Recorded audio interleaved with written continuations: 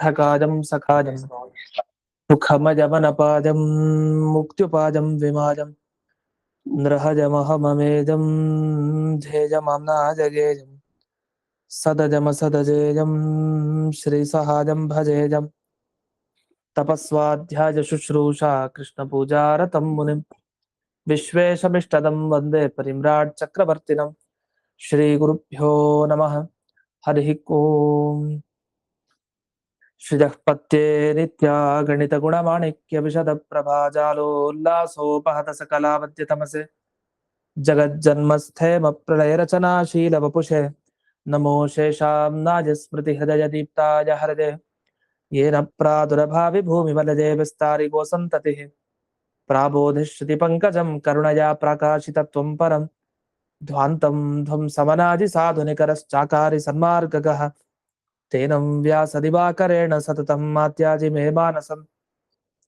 ವ್ಯಾಪ್ತಿರ್ಯಸ್ಯ ನಿಜೇ ನಿಜೇ ನಮಃ ಸಾ ಪಕ್ಷೇ ಸಪಕ್ಷೇ ಸ್ಥಿತಿಃ ವ್ಯಾವೃತ್ತಿಶ್ಚ ವಿಪಕ್ಷತೋಥ ವಿಷಜೇ ಸಕ್ತಿರ್ನ ವೈ ಬಾಧಿತೆ ನೈವಾಸ್ತಿ ಪ್ರತಿಪಕ್ಷಯುಕ್ತಿರತುಲಂ ಶುದ್ಧಂ ಪ್ರಮಾಣಂ ಸಮೇ ಭೂಯಾತ್ ತತ್ತ್ವವಿನಿರ್ಣಯಾಯ ಭಗವಾನ್ ಆನಂದತೀರ್ಥೋ ಮುನಿಃ ಭವತಿ ಯದನುಭಾವಾತ್ತೇಡಮೂಕೋऽಪಿ ವಾಗ್ಮಿ ಜಡಮತಿರಪಿ ಜಂತುರ್ಜಾಯತೆ ಪ್ರಾಜ್ಞಮೌಲಿಃ सकलवचनचेतो देवता भारती सा मम वचसि निधत्तां सन्निधिं मानसे च रमानिवासोचितवासभूमिः सन्न्यायरत्नावलिजन्मभूमिः वैराग्यभाग्यो मम पद्मनाभतीर्थामृताब्धिर्भवतात् विभूत्यै पदवाक्यप्रमाणज्ञान् प्रतिवादिमदच्छिदः श्रीमदक्षोभ्यतीर्थाख्यानुपतिष्ठे गुरून् मम श्रीमदानन्दतीर्थार्य सन्मनः सरसी भुवि अनुव्याख्यान नलिने चञ्चरे कतिमे मनः न शब्दाब्धौ गाढाः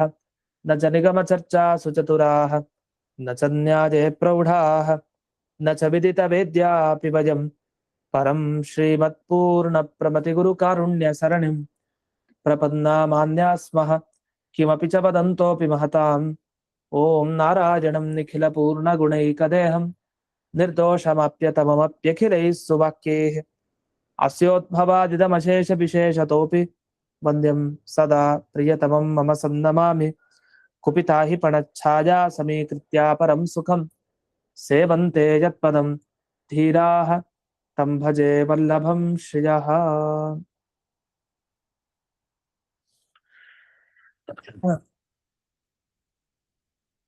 ಇದುವರೆಗೆ ಹಿಂದಿನ ಪಾಠದಲ್ಲಿ ನಾವು ನೋಡಿದ್ವಿ ಯಾಕೆ ಈ ದೇವರ ಅನುಗ್ರಹನೇ ಮುಖ್ಯ, ಯಾಕೆ ಶಿವನ ಅನುಗ್ರಹದಿಂದ ಮೋಕ್ಷಕ್ಕೆ ಹೋಗ್ಲಿಕ್ಕೆ ಸಾಧ್ಯ ಇಲ್ಲ ಅಂದ್ರೆ ಅದು ರುದ್ರದೇವರಿಗೆ ಇಷ್ಟ ಇಲ್ವಂತೆ.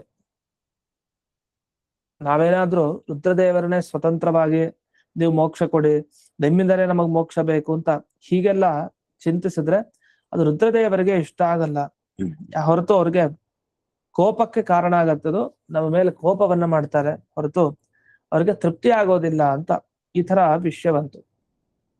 ಅದರಲ್ಲಿ ಅನೇಕ ಟಿಪ್ಪಣಿಗಳಲ್ಲಿ ಒಂದೊಂದೊಂದೊಂದು ವಿಶೇಷ ವಿಚಾರಗಳನ್ನ ಹೇಳಿದ್ದಾರೆ. ಅದರಲ್ಲಿ ಶೇಷವಾಕ್ಯಾರ್ಥ ಚಂದ್ರಿಕಾ ಟಿಪ್ಪಣಿಯಲ್ಲಿ ಕೆಲವು ವಿಷಯಗಳನ್ನ ಬಿಡಿಸಿದ್ದಾರೆ. ಆ ಬಿಡಿಸಿದ್ರಲ್ಲಿ ಒಂದು ವಿಷಯವನ್ನ ನೋಡೋಣ. ಒಂದು ವಿಷಯ ಏನ್ ಬರ್ದಿದ್ದಾರೆ ಅಂದ್ರೆ ಷಷ್ಠ್ಯ ಆಕ್ರೋಶೆ ಅಂತ. ಅಂದ್ರೆ ಯಾವಾಗ್ಲೂ ಯಾರನ್ನಾದ್ರೂ ನಾವು ನಿಂದನೆ ಮಾಡ್ಬೇಕು ಅಂತಾದ್ರೆ ಅವಾಗ ಈ ವ್ಯಾಕರಣ ನಿಯಮನೂ ಉಲ್ಲಂಘನೆ ಮಾಡ್ಬಿಡ್ತೀವಂತೆ. ಅದ್ ನಿಜವಾಗ್ಲೂ ಹೌದು.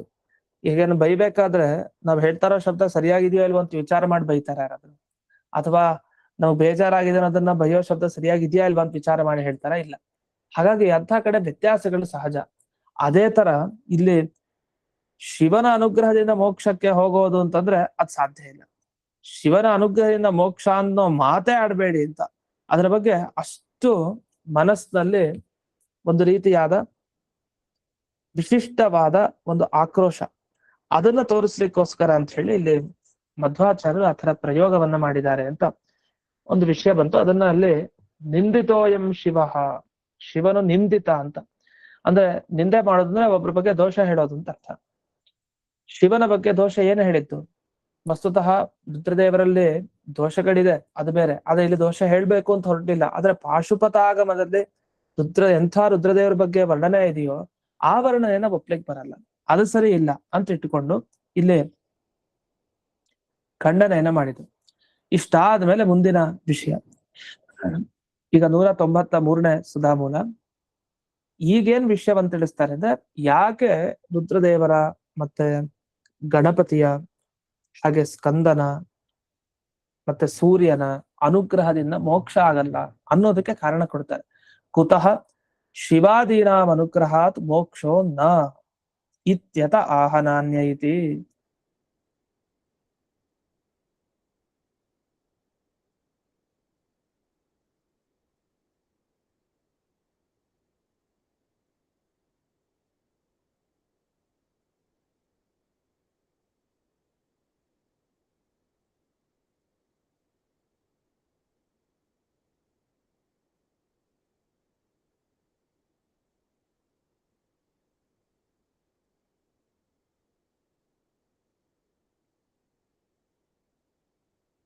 ಆಚಾರದ ಲಿಂಕ್ ಹೋಯ್ತು ಅನ್ಸುತ್ತಲ್ವಾ?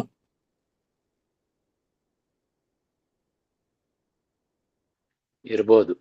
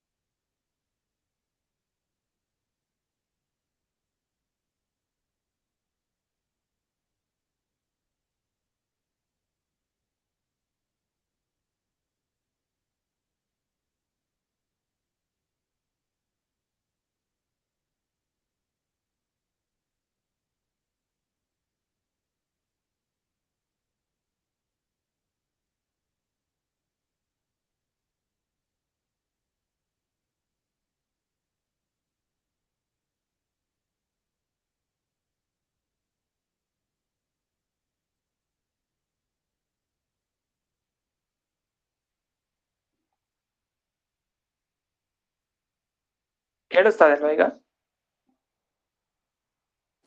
ಕೇಳಿಸ್ತಾ ಇದೆ ಆಚಾರ್ಯ.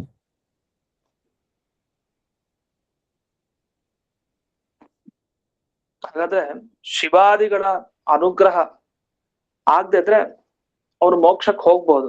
ಯಾಕಂದ್ರೆ ದೇವರ ಅನುಗ್ರಹದಿಂದಲೇ ಮೋಕ್ಷ ಅಂತ ಇದೆ ಶಾಸ್ತ್ರದಲ್ಲಿ. ಅದನ್ನ ಹೇಗೆ ಸಮರ್ಥನೆ ಮಾಡ್ತೀರಿ ಅಂದ್ರೆ, ಅದಕ್ಕೆ ಅನುವ್ಯಾಖ್ಯಾನದಲ್ಲಿ ಆಚಾರ್ಯರು ವರ್ಣಿಸ್ತಾ ಇದ್ದಾರೆ. ನಾಣ್ಯ ಪಂಥ ಇತಿ ಹ್ಯುಕ್ತಂ ಪುರುಷ ಜ್ಞಾನತ ಶ್ರುತೌ ಅಂತ ಹೇಳಿದ್ದಾರೆ. ಸ್ಪಷ್ಟವಾಗಿ ನಾಣ್ಯ ಪಂಥ ಅಯನಾಜ ವಿದ್ಯತೆ ಈಗ ನಾವು ಈ ಸ್ವಾಪ್ತವೃಂದಾವನಾಖ್ಯಾನ ಪಾಠದಲ್ಲಿ ಕೇಳಿದ್ವಿ. ಇದು ಈ ವಾಕ್ಯವನ್ನ ಉದಾಹರಿಸಿದರಲ್ಲಿ ಶ್ರೀಮುಷ್ಣಾಚಾರ್ಯರು ನಾಣ್ಯ ಪಂಥ ಅಯನಾಯ ವಿದ್ಯತೆ. ಈ ಭಗವಂತನ ಜ್ಞಾನವನ್ನು ಬಿಟ್ಟು ಬೇರೆ ಅದು ಮೋಕ್ಷಕ್ಕೆ ಕಾರಣ ಅಲ್ಲ. ದೇವರ ಪ್ರಸಾದನೆ ಮುಖ್ಯ ಮೋಕ್ಷಕ್ಕೆ, ಇದು ಯಾವುದು ಮುಖ್ಯ ಅಲ್ಲ. ಇದನ್ನ ಪುರುಷ ಜ್ಞಾನದ ಶ್ರುತವು ಇದನ್ನೆಲ್ಲ ಹೇಳಿದ್ದಾರೆ ಅಂತಂದ್ರೆ ಪುರುಷ ಸೂಕ್ತದಿಂದ ಸ್ಪಷ್ಟವಾಗಿ ತಿಳಿಸಿದ್ದಾರೆ. ಏನಂತ, ಯಾರು ಪುರುಷ ಸೂಕ್ತದಲ್ಲಿ ಹೇಳಿದ ಭಗವಂತರನ್ನ ಆ ರೀತಿ ತಿಳ್ಕೊಳ್ತಾರೋ ಸರಿಯಾಗಿ, ಅಂಥವರಿಗೆ ಮಾತ್ರ ಮೋಕ್ಷ ಸಿಗತ್ತೆ. ಯಾಕೆಂದ್ರೆ ಅವರಿಗೆ ಪುರುಷೋತ್ತಮನ ಅನುಗ್ರಹ ಆಗೋದು, ಬೇರೆಯವ್ರಿಗಲ್ಲ. ಅದನ್ನ ಜಯತೀರ್ಥರು ಬಿಡಿಸ್ತಾ ತಮೇವಂ ಇತಿ ಶ್ರುತೌ, ಈ ತಮೇವಂ ವಿದ್ವಾನ್ ಅಮೃತಯ್ಯ ಭವತಿ ಇದ್ರಲ್ಲೂ ಹಾಗೆ ಇದೆ. ಮುಂದೆ ನಾಣ್ಯ ಪಂಥಾಯನಾಯ ವಿದ್ಯತೆ, ಅದು ಒಂದೇ ಮುಂದುವರಿತಾ ಹೋಗುತ್ತೆ. ಇದ್ರಲ್ಲಿ ಏನ್ ಹೇಳಿದ್ದಾರೆ ಅಂದ್ರೆ ತಮೇವಂ ವಿದ್ವಾನ್, ಈ ರೀತಿ ತಿಳಿದಾಗ ಒಬ್ಬ ವಿದ್ವಾಂಸನಿಗೆ ಅಂದ್ರೆ ಅಪರೋಕ್ಷ ಜ್ಞಾನವನ್ನ ಪಡೆದ ವ್ಯಕ್ತಿಗೆ ಮೋಕ್ಷ ಸಿಗತ್ತೆ. ಯಾವಾಗ ಸಹಸ್ರ ಶೀರ್ಷ ಪುರುಷ ಇತಿ ಪ್ರಕೃತ ಪುರುಷ ಜ್ಞಾನತೋ ಅನ್ಯ ನಿಷೇಧೇನ ಅಮೃತತ್ವ ಮುಕ್ತಂ. ಪುರುಷನ ಜ್ಞಾನ ಪಡಿಬೇಕು ಅಂದ್ರೆ ಸಹಸ್ರ ಶೀರ್ಷ ಪುರುಷ, ಆ ಪುರುಷ ನಾಮಕ ಪರಮಾತ್ಮ ಏನಿದ್ದಾನೆ ಅವನು ಸಹಸ್ರ ಶೀರ್ಷ, ಸಹಸ್ರಾಕ್ಷ, ಸಹಸ್ರಪಾತ್ ಅಂತೆಲ್ಲ ಹೀಗೆಲ್ಲ ಸಾವಿರಾರು, ಅಂದ್ರೆ ಸಾವಿರ ಅನ್ನೋ ಶಬ್ದ ಅನಂತವನ್ನ ಹೇಳ್ತಾ ಇದೆ. ಅನಂತ ಕಾಲು, ಅನಂತ ಕೈ, ಅನಂತ ಕಣ್ಣು, ಹೀಗೆ ಅವನ ಸ್ವರೂಪನೇ ಅದ್ಭುತ. ಅಂಥ ಪುರುಷನ ಜ್ಞಾನವನ್ನ ಪಡೆದವರಿಗೆ ಮಾತ್ರ ಮೋಕ್ಷ ಅಂತ ಅರ್ಥ. ಯಾಕಂದ್ರೆ ಅನ್ಯ ನಿಷೇಧ ಮಾಡಿದ್ದಾರೆ. ಕೇವಲ ಭಗವಂತನ ಜ್ಞಾನದಿಂದಲೇ ಮೋಕ್ಷ, ಬೇರೆಯವರಿಂದ ಅಲ್ಲ ಅಂತ ಸ್ಪಷ್ಟವಾಗಿ ಹೇಳಿದ್ದಾರೆ. ಆ ಭಗವಂತನ ಪ್ರಸಾದನೇ ಅದಕ್ಕೆ ಕಾರಣ. ಅನ್ಯ ನಿಷೇಧ ಅಂದ್ರೆ ರುದ್ರಾದಿ ದೇವತೆಗಳನ್ನು ತಗೊಳ್ಳಿಲ್ಲ, ಅವರ ಅನುಗ್ರಹದಿಂದ ಮೋಕ್ಷ ಸಿಗತ್ತೆ ಅಂತ ಇಲ್ಲ. ಹಿ ಯಸ್ಮಾತ್ ತಸ್ಮಾತ್ ಪುರುಷೋತ್ತಮ ಅನುಗ್ರಹ ಏವ, ಪುರುಷೋತ್ತಮನ ಅನುಗ್ರಹವೇ ಜ್ಞಾನದಿಂದ ಅವನು ಸಂಪಾದನೆ ಮಾಡಿದ್ರೆ ಆಗ ಅವನಿಗೆ ಮೋಕ್ಷಕ್ಕೆ ಕಾರಣ ಆಗತ್ತದೋ, ಇಲ್ಲ ಅಂದ್ರೆ ಮೋಕ್ಷ ಸಿಗಲ್ಲ. ಹಾಗಾದ್ರೆ ಶಿವಾದಿ ದೇವತೆಗಳ ಅನುಗ್ರಹದಿಂದ ಏನು ಉಪಯೋಗ ಆಗಲ್ಲ, ಶಿವಾದಿಗಳ ಅನುಗ್ರಹದಿಂದ ಮೋಕ್ಷವನ್ನ ಪಡಿಲಿಕ್ಕೆ ಸಾಧ್ಯ ಇಲ್ಲ ಅಂತ ವೇದವಾಕ್ಯಗಳೇ ಈ ವಿಷಯದಲ್ಲಿ ಪ್ರಮಾಣ ಅಂತ. ಇದೇ ಸಂದರ್ಭದಲ್ಲಿ ಈ ಟಿಪ್ಪಣಿಗಳೆಲ್ಲ ವಿಚಾರವನ್ನ ಒಂದು ಹೇಳ್ತಾರೆ. ಇಲ್ಲಿ ತಮೇವಂ ವಿದ್ವಾನ್ ಅಂತ ಇದೆಯಲ್ಲ, ಆ ತಮೇವಂ ವಿದ್ವಾನ್ ಅನ್ನೋಲ್ಲಿ ವಿದ್ವತ್ ಪದ ಉಕ್ತ ಜ್ಞಾನೇನ ಅನ್ಯಥಾ ಉಪಪತ್ಯ ಉಕ್ತ ಇತ್ಯರ್ಥ. ಅಂದ್ರೆ ವಿದ್ವಾತ್ ಅನ್ನೋ ಪದ ಏನಿದೆಯಲ್ಲ, ವಿದ್ವಾನ್ ಅನ್ನೋ ಪದ, ಈ ಪದ ಜ್ಞಾನವನ್ನ ಹೇಳ್ತಾ ಇದೆ. ಎಂಥ ಜ್ಞಾನ? ಅದು ಅಪರೋಕ್ಷ ಜ್ಞಾನವನ್ನ ಹೇಳ್ತಾ ಇದೆ, ಸಾಮಾನ್ಯವಾದ ಜ್ಞಾನ ಅಲ್ಲ. ಸಾಮಾನ್ಯವಾದ ಜ್ಞಾನ ಶಾಸ್ತ್ರದಿಂದ ಬರುತ್ತೆ, ಆದ್ರೆ ಈ ಜ್ಞಾನದಿಂದ ಯಾರು ಮೋಕ್ಷಕ್ಕೆ ಹೋಗಿಲ್ಲ. ಶಾಸ್ತ್ರ ಜ್ಞಾನವನ್ನ ಪಡೆದ ಮೇಲೆ ದೇವರ ಅಪರೋಕ್ಷ ಜ್ಞಾನ ಪಡಿಬೇಕು, ಅಪರೋಕ್ಷ ಜ್ಞಾನವನ್ನ ಪಡೆದ ಮೇಲೆ ಅವನು ಮೋಕ್ಷಕ್ಕೆ ಹೋಗ್ತಾನೆ ಅನ್ನೋ ವಿಷಯ ನಮಗೆ ಇಲ್ಲಿ ಈ ಜ್ಞಾನ ಅಂತ ಹೇಳುವಂತ ಈ ಪದದಿಂದ ಸಿಗ್ತಾ ಇದೆ. ಅಂದ್ರೆ ಜ್ಞಾನ ಪ್ರೇರಿತ, ಜ್ಞಾನೇನ ಈರಿತ ಅಂತ. ಅದು ಜ್ಞಾನವನ್ನ ಪಡಿದೆ ಅಂದ್ರೆ ಅವನು ಮೋಕ್ಷಕ್ಕೆ ಹೋಗಲ್ಲ. ಜ್ಞಾನ ಪಡೆದು ಆಮೇಲೆ ದೇವರ ಪ್ರಸಾದ ಪಡಿಬೇಕು, ಆಮೇಲೆ ಮೋಕ್ಷಕ್ಕೆ ಹೋಗೋದು ಅಂತ. ಅದು ನೇರವಾಗಿ ನಮಗ್ ಸಿಗಲ್ಲ. ಅದು ಜ್ಞಾನ ಅನ್ನೋ ಶಬ್ದ ಜ್ಞಾನವನ್ನೇ ಹೇಳುತ್ತೆ. ಆದ್ರೆ ಜ್ಞಾನವನ್ನ ಪಡೆದು ಜ್ಞಾನದಿಂದ ಹುಟ್ಟುವ ಪ್ರಸಾದವನ್ನ, ಅನುಗ್ರಹವನ್ನ ಪಡೆದವನ್ ಮೋಕ್ಷಕ್ಕೆ ಹೋಗ್ತಾರೆ ಅನ್ನೋ ಅರ್ಥ ನಮಗೆ ಆ ವಿದ್ವತ್ ಅನ್ನೋ ಪದದಿಂದಲೇ ಸಿಗುತ್ತೆ. ಇಲ್ಲಾಂದ್ರೆ ಜ್ಞಾನದಿಂದ ಮೋಕ್ಷಕ್ಕೆ ಹೇಗೆ ಹೋಗ್ಲಿಕ್ಕೆ ಸಾಧ್ಯ? ಅದ್ ಸಾಧ್ಯ ಇಲ್ಲ ಅಂತ ಆ ವಿಷಯವನ್ನ ಇಲ್ಲಿ ಜ್ಞಾನೇನ ಅನ್ನೋ ಶಬ್ದವನ್ನ ಇಲ್ಲಿ ಜಯತೀರ್ಥರು ಬಳಸ್ತಾ ಜ್ಞಾನೇನ ಈರಿತ ಅಂತ ಹೇಳಿ ಅದನ್ನ ವಿವರಿಸಿದ್ದಾರೆ ಅಂತ. ಇದು ಒಂದು ವಿಷಯ. ಇದಾದ್ಮೇಲೆ ಮುಂದಕ್ಕೆ 194ನೇ ಸುಧಾಮೂಲದಲ್ಲಿ ಒಂದು ವಿಷಯವನ್ನ ತಿಳಿಸ್ತಾರೆ. ಈಗ ಪುರುಷ ಸೂಕ್ತದಲ್ಲಿ ಹೇಳಿರೋ ತರ ತಿಳ್ಕೊಳ್ಳಿ, ದೇವರ ಅನುಗ್ರಹ ಆಗತ್ತೆ, ಮೋಕ್ಷಕ್ಕೆ ಹೋಗ್ತೀರಿ ಅಂತ ಮಾತುಗಳು ಬರ್ತಾ ಇದೆ. ಆದ್ರೆ ಪುರುಷ ಸೂಕ್ತದಲ್ಲಿ ನಿಜವಾಗಿ ಯಾರ ಬಗ್ಗೆ ಹೇಳಿದ್ದಾರೆ ಅದನ್ನ ಬಗ್ಗೆ ವಿಚಾರ ಮಾಡಿ. ಪುರುಷ ಸೂಕ್ತದಲ್ಲಿ ಪಶು ಪುರುಷನ ಬಗ್ಗೆ ಹೇಳಿದ್ದಾರೆ. ಪಶು ಪುರುಷ ಅಂತ ಇವನ್ ದೇವರಲ್ಲ. ಅಲ್ಲಿ ನೀವು ಪುರುಷ ಸೂಕ್ತವನ್ನ ಪಾರಾಯಣ ಮಾಡ್ತಾ ಇದ್ರೆ ಗೊತ್ತಾಗತ್ತೆ, ಪುರುಷ ಅಂತ ಬರುತ್ತೆ. ಪಶು ಅಂತಾಂಶ್ಚಕ್ರೆ ವಾಯವ್ಯ ನಾರಣ್ಯಾನ್ ಗ್ರಾಮ್ಯಾಶ್ಚರ್ಯ.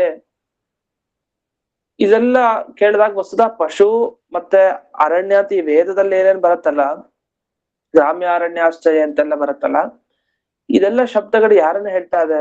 ವಸ್ತುತಃ ಪಶು ಅಂತಂದ್ರೆ ಅಲ್ಲಿ ಪ್ರಾಣಿಗಳನ್ನ ಹೇಳುವಂತಹ ಶಬ್ದ. ಪಶುಗಳು ಪ್ರಾಣಿ ಅಂತ ಹೇಳ್ತೀವಲ್ಲ, ಅವುಗಳನ್ನ ಹೇಳುವಂತಹ ಶಬ್ದ. ಅಲ್ಲಿ ಪಶು ಪುರುಷನನ್ನ ಹೇಳ್ತಾ ಇದೆ ಹೊರತು ಈ ವಾಕ್ಯ ದೇವರನ್ನ ಅಂದ್ರೆ ವಿಷ್ಣುವನ್ನ ಹೇಳ್ತಾ ಇಲ್ಲ ಈ ವಾಕ್ಯ ಪುರುಷ ಸೂಕ್ತದಲ್ಲಿ. ಹಾಗಾಗಿ ಪುರುಷ ಸೂಕ್ತದಲ್ಲಿ ಭಗವಂತನ ಬಗ್ಗೆ ತಿಳಿಸ್ತಾನೆ ಇಲ್ಲ.